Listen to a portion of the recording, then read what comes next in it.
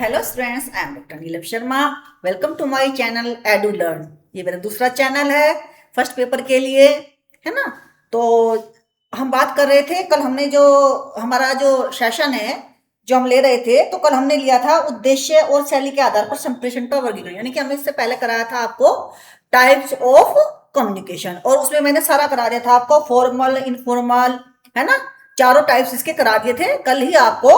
क्या करा दिया था मैंने कल आपको? मैंने कराया था communication types on the basis of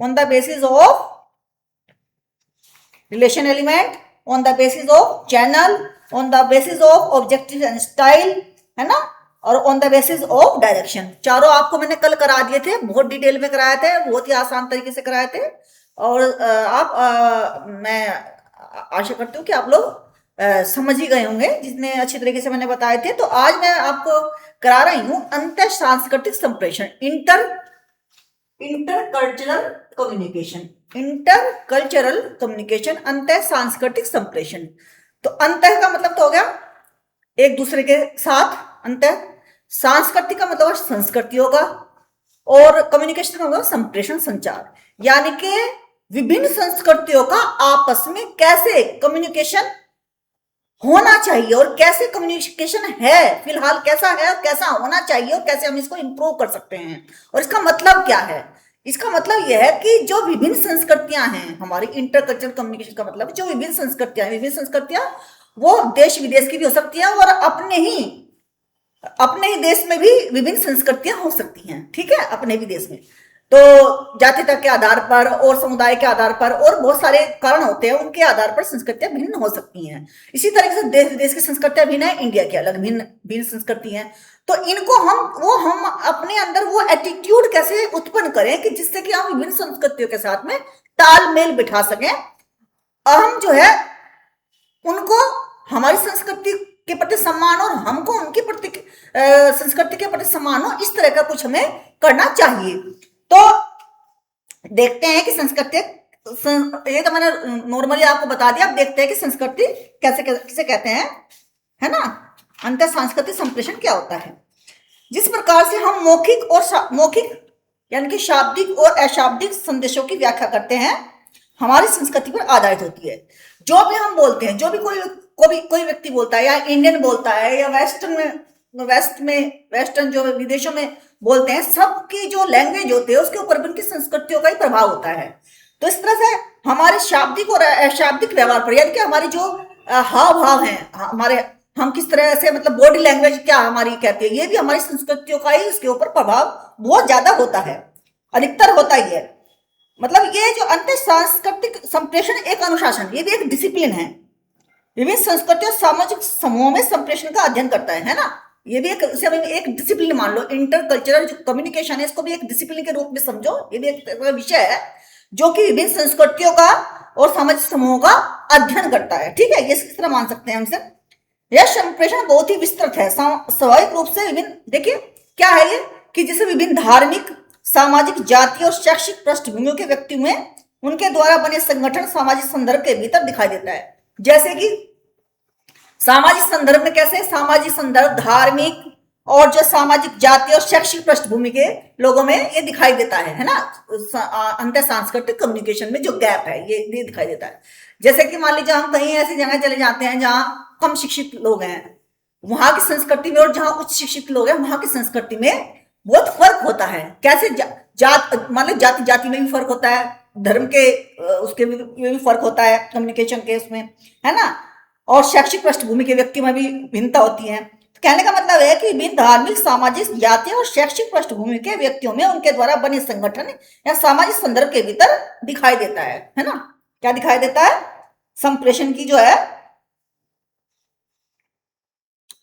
इनकी सहायता से लोग संसार को, अब जो दिखाई देता है हमें कि भाई इनकी सबकी भिन्न संस्कृतियां इस तरीके से, तो जो हमें जो है इनकी सहायता से जो हम संसार को देखते हैं, हमारा जो एटीट्यूड है विश्व के प्रति, देश के प्रति, है ना, जो हमारा एटीट्यूड है, या प्रदेश के प्रति जो हमारा एटीट्यूड है, वो हमारी ही कहीं हमारी सोच से प्रभावित होता है। जैसे हमारी सांस्कृतिक जो हमारी वो होगा, जैसे हमारी संस्कृति होगी वैसे ही हमारा एटीट्यूड उनकी तरफ हो जाता है।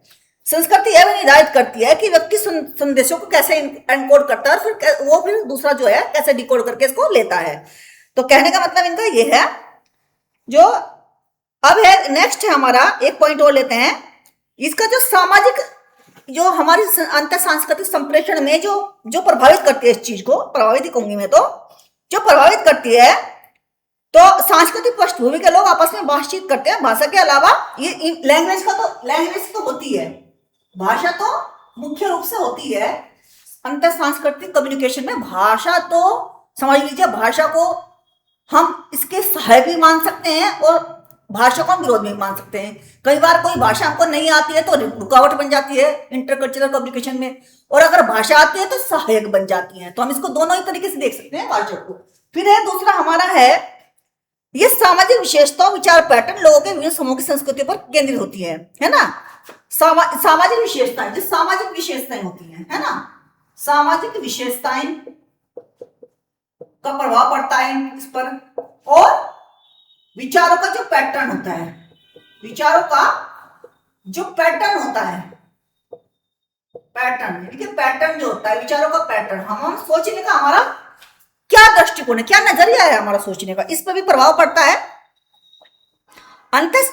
इस जो वैश्वीकरण का युग है, जो वैश्वीकरण का युग है, जो ग्लोबलाइजेशन है ना, ग्लोबलाइजेशन ऑफ द, तो इसमें इस संप्रेषण प्रज्ञान देशों के लोग, अब जैसे मान लीजिए अब इस जमाने में ग्लोबलाइजेशन को क्या है, ग्लोबलाइजेशन, हर चीज का ग्लोबलाइजेशन, तो फिर अंतर सांस्कृतिक में भी ग्लोबलाइजेशन होना चाहिए। यानी कि वैश्विक दृष्टि से भी अंतर सांस्कृतिक का उतना ही महत्व है जितना और चीजों का है। इसको भी एक उचित स्थान और महत्वपूर्ण स्थान मिलना चाहिए, अंतर सांस्कृतिक कम्युनिकेशन को भी मिलना चाहिए। और जैसे अतः सांस्कृतिक संप्रेषण, अब इस सांस्कृतिक संप्रेषण हमें मुख्य रूप से किन सब्जेक्ट्स में मिलता है, किन डिसिप्लिन में मिलता है, जैसे कि मानव विज्ञान, कहां देखने को मिलता है, जैसे मानव विज्ञान में हम संस्कृतियां ही पढ़ते हैं मानव विज्ञान में, ठीक है। एक तो हो गया मानव विज्ञान, इसको हमें अंतर सांस्कृतिक संप्रेषण को देखना है कि कहाँ है, तो हमें देख क्या पढ़ना होगा, मानव विज्ञान है ना, अंतर सांस्कृतिक अध्ययन, सांस्कृतिक अध्ययन, ठीक है। दो चीजें, दो तो ये हो गए सब्जेक्ट। और क्या, भाषा विज्ञान, उसमें भी देखने को मिलता है। भाषा विज्ञान हिंदी पढ़ी होगी तो उसमें जो हिंदी के स्टूडेंट हो गए जानिए, संस्कृत के स्टूडेंट है वो जानते हैं भाषा विज्ञान में किस तरह से फर्क पड़ता है हर चीज का। और जो है इंग्लिश, हिंदी, संस्कृत जिसके पास होगी वो समझते हैं अच्छी तरीके से। मनोविज्ञान, मनोविज्ञान, तो इन सब चीजों का जो है अंतर सांस्कृतिक संप्रेषण पर प्रभाव पड़ता है। और ये जो है अनुसंधान भी अंतर सांस्कृतिक संप्रेषण को प्रभावित करते हैं, क्योंकि जितना हम देखेंगे कि मान लीजिए ये हमारी ये संस्कृत भाषा है, कहाँ से निकली है, किस जगह से इसका ये उत्पन्न हुई है, हम इंडियन है और इंडिया में हम इसको पढ़ते हैं, तो कहाँ से इसकी उत्पत्ति, मतलब हमें भाषाओं के बारे में भी ज्ञान प्राप्त करना चाहिए और उन्हें रिसर्च भी करनी चाहिए, इनके ऊपर रिसर्च करनी चाहिए। तो हमें हमारा जो अंतर सांस्कृतिक संप्रेषण हो वो इंप्रूव होगा, बहुत अच्छा होगा, है ना। पर संस्कृति को, जैसे मान लीजिए कोई दूसरी संस्कृति है, अब जो बात यहाँ आ जाती है, एक पॉइंट और आता है कि हम दूसरी संस्कृतियों को नाप तो नहीं सकते, मेजरमेंट तो कुछ नहीं है, मेजरमेंट नहीं कर सकते हम, जो है मेजर नहीं कर सकते दूसरी संस्कृति, पर संस्कृतियों को, पर संस्कृति जो है, पर संस्कृति को हम मेजर नहीं कर सकते। तो फिर कैसे करते हैं हम मेजर नहीं कर सकते, मेजर करना संभव नहीं है। और ना ही हम सांस्कृतिक जो विशेषताएं हैं उनको साझा कर सकते हैं, सबकी अलग विशेषताएं हैं, तो हम उनकी विशेषताओं के साथ अपनी विशेषताएं नहीं मिला सकते, ठीक है। सामाजिक परिवर्तन के साथ साथ संस्कृति संप्रेषण बदलाव पर भी ध्यान देना आवश्यक है। यानी कि जैसे जैसे सामाजिक परिवर्तन पर हम ध्यान देते हैं, इसी तरीके से हमें संस्कृति पर और जो है संप्रेषण के बदलाव पर भी ध्यान देना चाहिए। जैसे समाज में परिवर्तन होता है उस पर ध्यान देते हैं, इसी तरीके से भी ध्यान देना चाहिए। और सांस्कृतिक अंतरों को समझना आवश्यक है। जैसे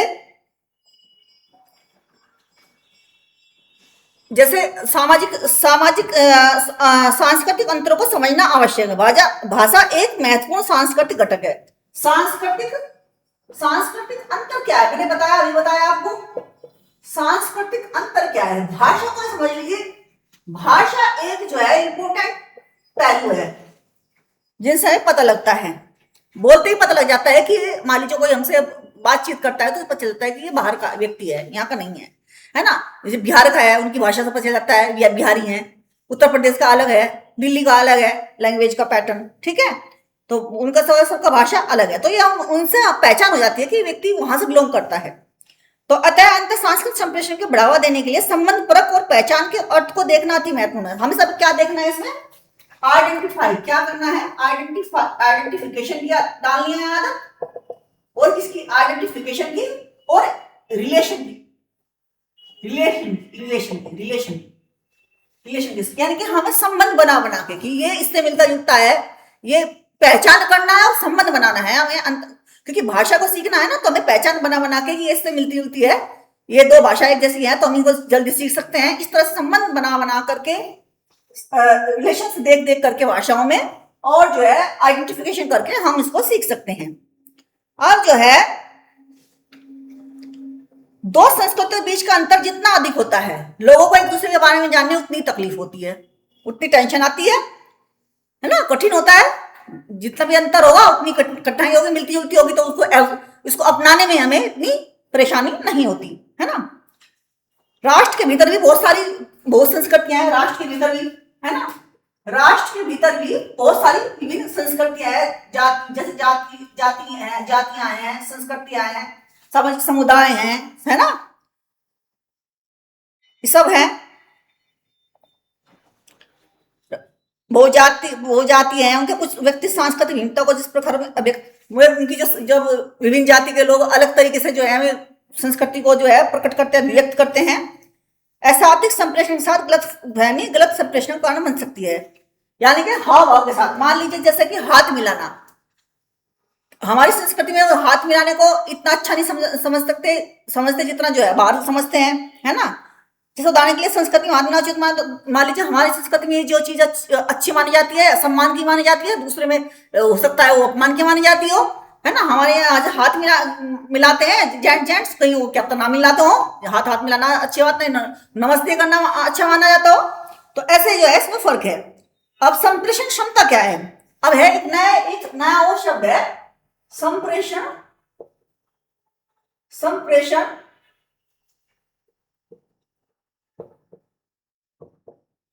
क्षमता। अब ये डिपेंड करती है इंसानी संप्रेषण क्षमता, कम्युनिकेशन स्किल्स, ये डिपेंड करती है इंसान के ऊपर डिपेंड करती है। अलग अलग संस्कृतियों की अलग क्षमताएं, सबकी अलग अलग क्षमता है। उसके लिए हमें क्या चाहिए? कॉन्टेक्स्ट होना चाहिए हमारे पास में, एप्रोप्रिएटनेस होनी चाहिए, है ना, कॉन्टेक्स्ट। अब हमें संप्रेषण क्षमता के लिए हमें क्या चाहिए? कॉन्टेक्स्ट। किस कॉन्टेक्स्ट में? कॉन्टेक्स्ट क्या है, संदर्भ क्या है, आसपास का वातावरण क्या है। एप्रोप्रिएटनेस,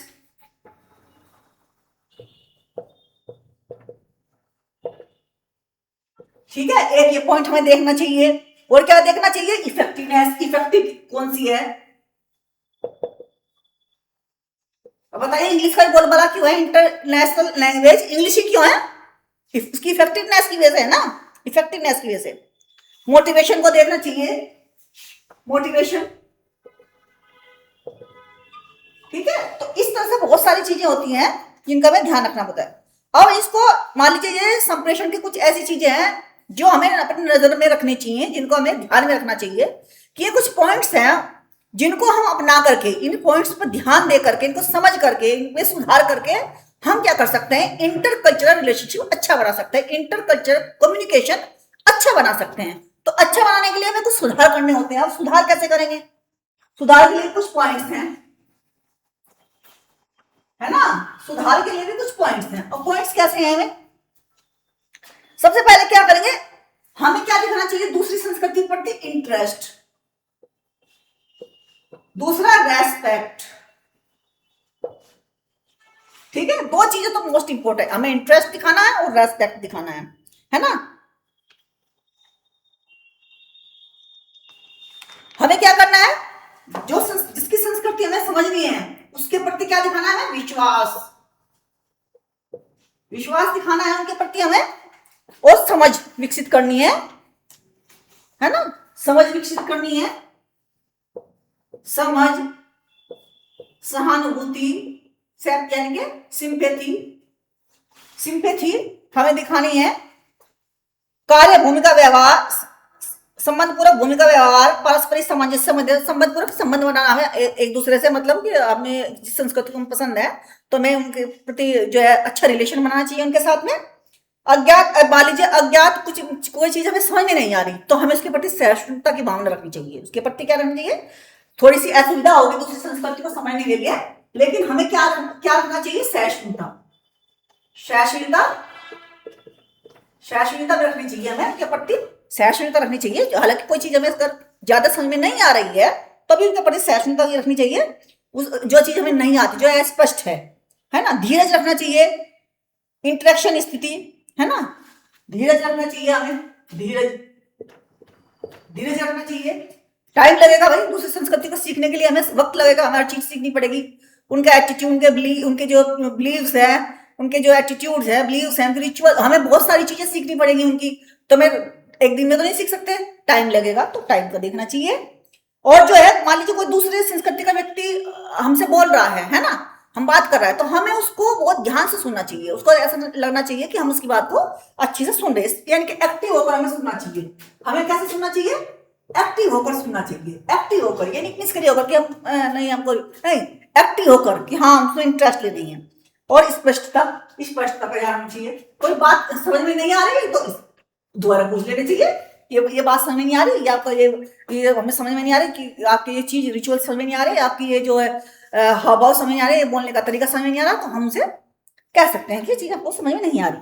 अब समझने का हमें प्रयास करना चाहिए। अब समझने का प्रयास करने के लिए हमें क्या क्या, किन किन शब्दों का, किन किन पॉइंट्स को ध्यान में रखना है, इन विचारों को समझने के लिए हमें किन किन चीजों का ध्यान रखना है। अब ये विचार है, हमें इन्हें समझने हैं, तो हमें किन किन चीजों का ध्यान रखना चाहिए। सबसे पहले तो सांस्कृतिक बुद्धिमत्ता, हमारे इनको समझने के लिए हमारे पास क्या होना चाहिए, इंटेलेक्चुअल इंटेलिजेंस। क्या होनी चाहिए, हमारे पास इंटेलेक्चुअल इंटेलिजेंस होनी चाहिए। दूसरा हमारे पास क्या होना चाहिए, इंटेलेक्चुअल इंटेलिजेंस, जैसे कि प्रियंका चोपड़ा और निक जोनस की शादी। प्रियंका चोपड़ा और निक जोनस की शादी एक बहुत अच्छा इंटर कल्चरल कम्युनिकेशन का एक बहुत अच्छा उदाहरण है। उन दोनों की शादी कि उन्होंने जो उनके सांस्कृतिक, जो भी उनका वो था, उनके बौद्धिक रूप से भी, है ना, बौद्धिक रूप से भी और संस्कृति में भी, दोनों जो है एक दूसरे के साझा किए होंगे विचार, एक दूसरे का सम्मान किया होगा, इंटरेस्ट दिखाया होगा, रेस्पेक्ट किया होगा, तभी तो हुई ना। तो जो है सांस्कृतिक बुद्धिमत्ता, अंतरजातीय संप्रेषण, ठीक है, इसको अंतरजातीय संप्रेषण मतलब इंटर एथनिक कम्युनिकेशन होना चाहिए। दूसरा इंटर एथनिक कम्युनिकेशन, ठीक है, ये होना चाहिए। अंतरजातीय भी होना चाहिए कम्युनिकेशन, ठीक है।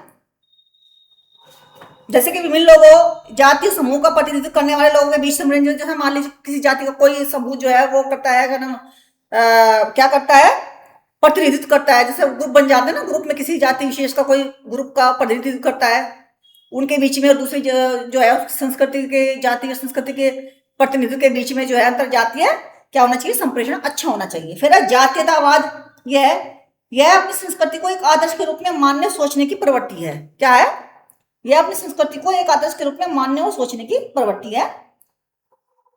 यह मनुष्यों की एक प्रकार की स्वाभाविक विशेषता है, यह लगभग सभी संस्कृतियों में पाए जाते हैं, है ना। भाई हर मनुष्य क्या है, हर जाति वाला अपनी जाति की रक्षा करना चाहता है, हर मनुष्य अपनी संस्कृति की रक्षा करना चाहता है। तो जो है इस चीज का ध्यान रखना चाहिए। सांस्कृतिक सापेक्षवाद, ये कि प्रत्येक संस्कृति को उसके विशेष संदर्भ में क्या है, ये कि कल्चरल रिलेटिविटीज को क्या कहते हैं कि प्रत्येक संस्कृति को उसके विशेष संदर्भ में समझना होगा। सभी जातियां समान हैं, लेकिन हमें क्या है कि हमें विभिन्न जातियों को उनके संदर्भ में समझना होगा।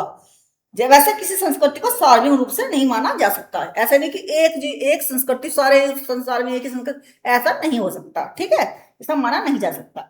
सबकी अलग अलग संस्कृतियां ही होती हैं, है ना। तो इंटरकल्चरल कम्युनिकेशन आपको कैसा लगा, कमेंट सेक्शन में कमेंट कीजिए। जो है वीडियो को लाइक कीजिए, शेयर कीजिए, अगर आपको अच्छी लगी तो किसी दूसरे के साथ भी शेयर कीजिएगा। और respect your teachers, respect your parents, अपनी सेहत का ध्यान रखिएगा और यूजीसी नेट की जून की तैयारी बड़े पूरे शिद्दत के साथ कीजिएगा। और जो है कंसिस्टेंसी इज द बेस्ट की फॉर सक्सेस। हार्ड वर्क का कोई सब्स्टिट्यूट नहीं और स्मार्ट वर्क भी उतना ही काम करता है। ठीक है, बाय बाय।